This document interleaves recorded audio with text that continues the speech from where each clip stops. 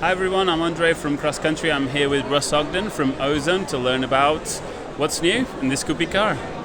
Well, we've got a few new products this year coming out. We've got the Buzz Z6, which we've been working on all summer, and this replaces the Z5. Mm-hmm. We've kept to the same philosophy of design. We haven't stretched the aspect ratio. We haven't increased the cell count too much. We wanted a simple, safe, performant wing. We're really happy with the way it's progressed. We've created a significant difference in trim speed and full speed glide, and yet we've kept it pretty much E&A everywhere. It may be E and B for the full speed side collapse, but otherwise it's a good wing that you could maybe start out from the school or as a second wing if you've spent some time on an E&A wing.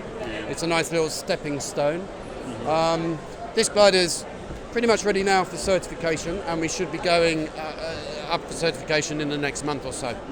And in terms of pricing, you'll probably will be very similar to what the Buzz Z5 was. Yes, I would imagine so. I don't really know about the pricing. Yeah. I was going to say I had loads of questions, but you answered them all already. Sorry. No, that's fine.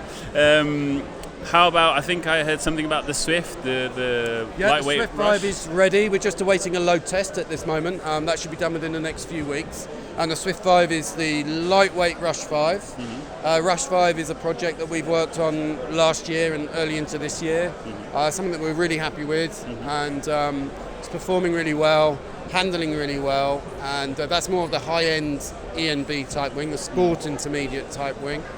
And the light version should be available to order within the next month or so. Okay, that's great. Any other projects or behind the scenes that you can tell us about without disclosing too much that might come next year? Yeah, sure. On the glider front, we've been spending a lot of this summer working mostly on the Buzz Z6, but we've also been working on the Mantra 7, which is our three-liner.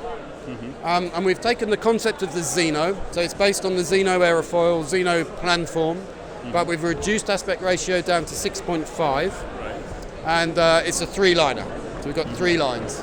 But we don't want to compromise on the solidity of the Xeno. We want to keep something that's a really super solid, strong structure, and something that's handling really well. So it's a glider that bridges between the Delta 3 and the Xeno. It will be certified E&D because we have to use collapse lines to make it to make the collapses correctly. But the behaviour post collapse is more ENC. So it's a nice stepping stone glider between Delta pilots and Xeno pilots, or pilots of around that level. It's not a glider to really jump up to from a E&B or something. So although it will have ENC behaviour, I think we want to keep it. We don't want to compromise it the way it flies. We're aiming for absolute pleasure, and at the moment we've got something that's just so sweet and beautiful to fly that I personally don't want to compromise it in any way.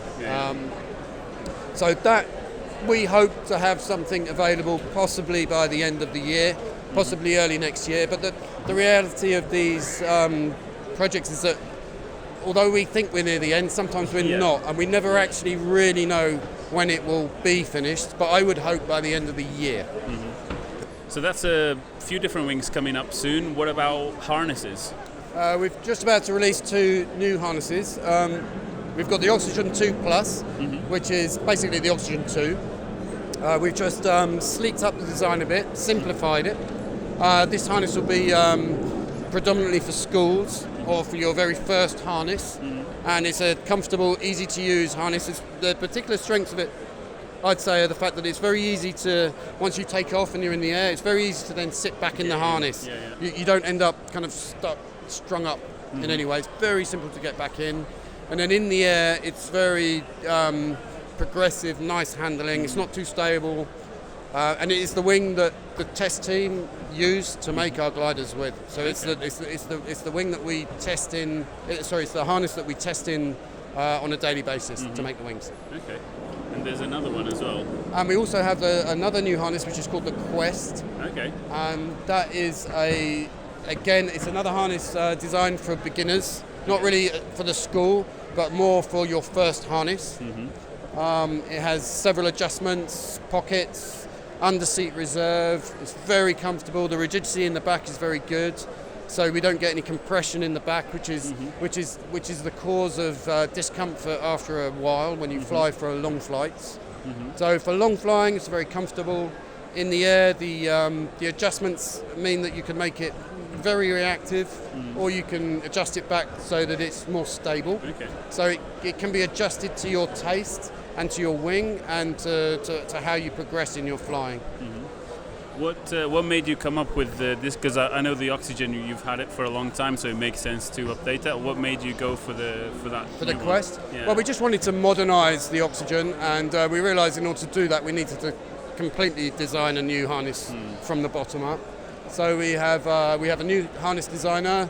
Well, he's been with us a year now. We have Sam Jobard, and he's superb, and he's come up with this harness, and we're now ready to go into production. It's certified and it's ready to go in production, and I think it's a very good addition to our harness range.